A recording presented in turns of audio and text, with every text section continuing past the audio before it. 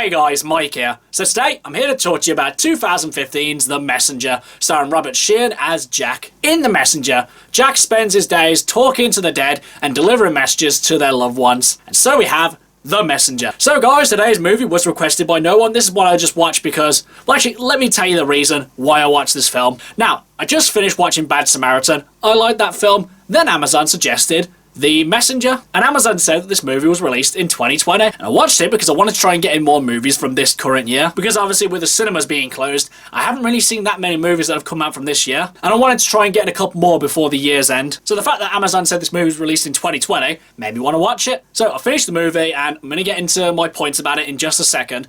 But I was getting ready to do my, current year format, get the trailer for the movie, and then, do that kind of format for the review. So I went on IMDb to find out a couple more things about it, character names and things like that. And I searched at the top of Robert Sheehan's IMDb page, and I couldn't find this film, and I was like, I swear it was in this film, or was it someone who just looked a hell of a lot like him? But then I just thought, I'm going to scroll down, maybe it's a little bit lower.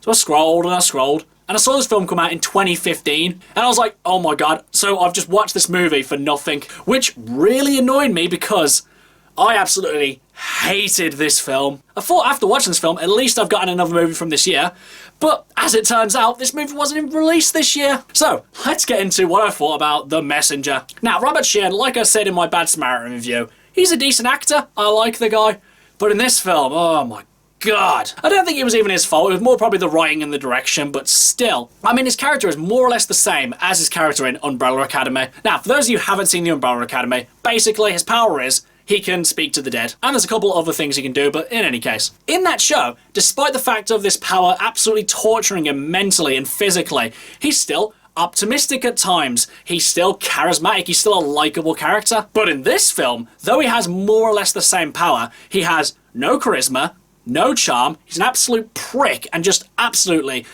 unenjoyable to watch. Basically, even though these characters are the same, they could not be more different. And speaking of his character being unlikable, just everyone else in this film is just so damn unlikable as well. And I couldn't even say that anyone gave a particularly amazing performance either because, the acting in this is just not really all that special. I think the only reason you would say that anyone is good in this is if you like the actor because, I mean, the material they're given is just unworkable. It's just really boring to listen to. And the main reason why this film annoys me so much is that the characters do everything in their power to make dialogue just not work and just make things just be harder than they need to be. Obviously, it'd be hard to convince someone that you are speaking to their dead relative, obviously.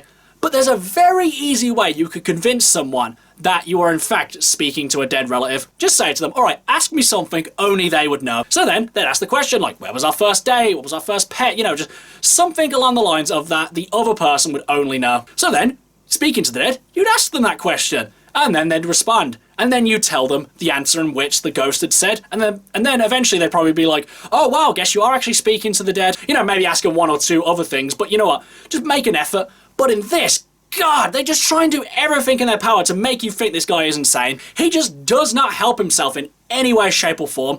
And you'd figure with this guy doing it as long as he had, from childhood, he'd have a grasp on it. But no, he just seems like an absolute friggin' moron. And as well with this film, there's just so many unanswered questions. I mean, they try and set up this somewhat interesting story where one of the characters is killed off in a very suspicious way, but they don't even do anything with it. It's literally like, oh, how'd he die? I don't know. They don't really go beyond that, and it's never explained. But honestly, bashing this movie aside, there is one thing I did kind of like about this film. Well, actually two. My favourite thing is when it actually ended because I just hated this film.